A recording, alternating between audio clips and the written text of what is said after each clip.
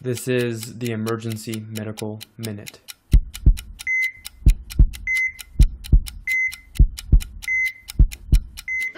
So I'm going to talk to you about a study that was done in American Journal of Emergency Medicine about 3 weeks ago.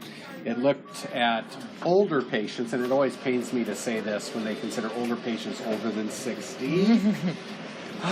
But they looked at older patients at 11 academic centers, and they wanted to see what the effect of doing orthostatic vital signs were in conjunction with the patient's 30-day mortality.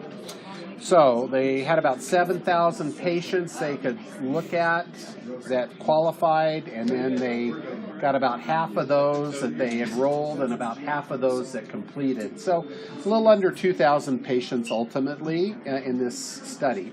And they would stand the patient at the bedside and then check their vital signs immediately and 2 minutes after.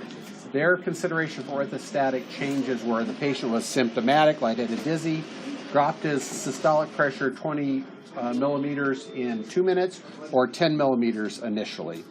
Then they looked at the 30-day outcomes. They looked at 20 different causes of bad outcomes, a bunch of different serious heart diseases, subarachnoid hemorrhage, stroke, death, all these different things.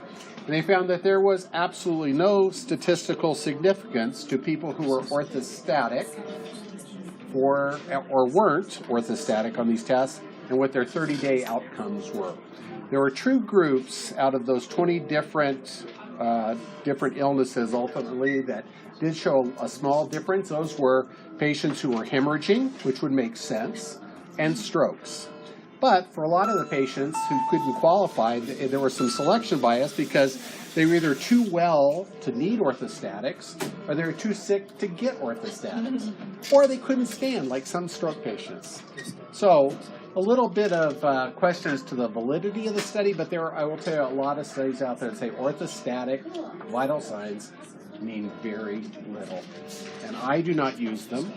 I will do them if someone wants them, but I don't depend on them. Certainly not for syncope like this case study, 16-year syncope.